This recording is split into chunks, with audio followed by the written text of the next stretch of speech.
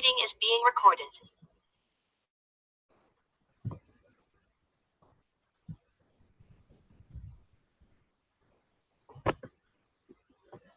Assalamualaikum warahmatullahi wabarakatuh. Saya Asyara Nafal Arifin dengan NIM 360142200. Di sini saya akan presentasikan materi tentang motivasi.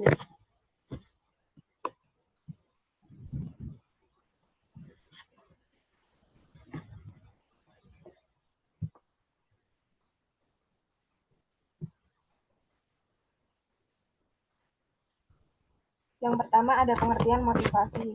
Secara bahasa, motivasi berasal dari bahasa Inggris, yaitu motivation, yang berarti dorongan atau daya batin. Sedangkan secara istilah, motivasi adalah segala sesuatu yang mendorong seseorang untuk melakukan tindakan untuk melakukan sesuatu yang bermanfaat serta memilih tujuan tertentu. Arti lain dari motivasi adalah suatu dorongan yang menggerakkan hati seseorang untuk bersemangat dalam melakukan sesuatunya untuk mencapai tujuan yang diinginkan.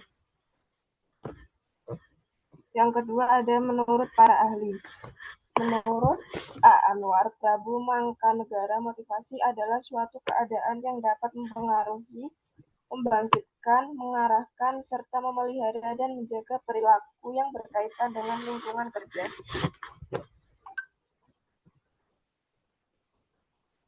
Selanjutnya ada jenis-jenis motivasi. Jenis-jenis motivasi ini ada dua. Yang pertama yaitu motivasi intrinsik. Motivasi intrinsik adalah suatu keinginan seseorang yang melakukan sesuatu atas dasar dorongan yang berasal dari dalam diri sendiri tanpa adanya pengaruh atau dorongan dari orang lain dengan sebab adanya tujuan yang ingin dicapai. Contohnya adalah bekerja dengan semangat agar dapat penghasilan untuk memenuhi kebutuhan hidup.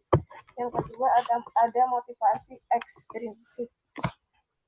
Motivasi ekstrinsik adalah suatu keinginan seseorang untuk melakukan sesuatu dengan pengaruh atau dorongan dari orang lain untuk mencapai tujuan atau sesuatu yang menguntungkan. Contohnya adalah termotivasi untuk bekerja lebih giat lagi agar memperoleh peluang yang diberikan perusahaan, yakni meningkatkan karir pegawai berprestasi.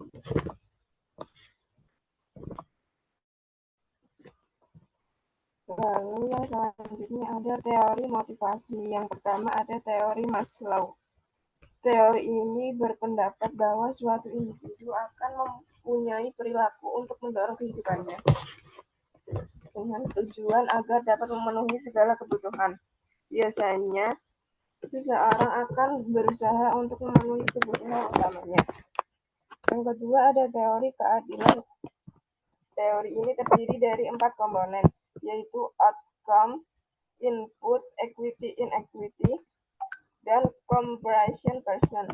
Yang ketiga ada teori harapan. Teori harapan adalah teori yang dikembangkan berdasarkan harapan-harapan untuk mencapai segala sesuatu yang diinginkan.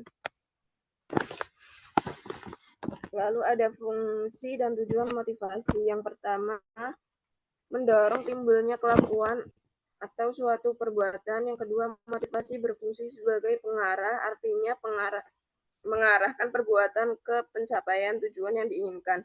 Yang ketiga, ada motivasi berfungsi sebagai penggerak, artinya motivasi akan berfungsi sebagai penentu cepat lambatnya suatu pekerjaan.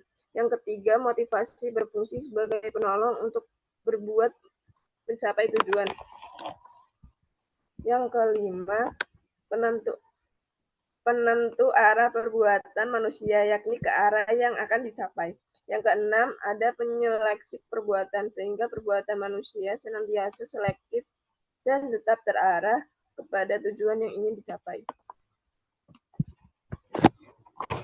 Selanjutnya ada faktor yang mempengaruhi motivasi belajar. Di sini ada dua faktor yang mempengaruhi motivasi belajar. Yang pertama ada faktor internal, yang di dalamnya ada minat, kebutuhan, dan tujuan.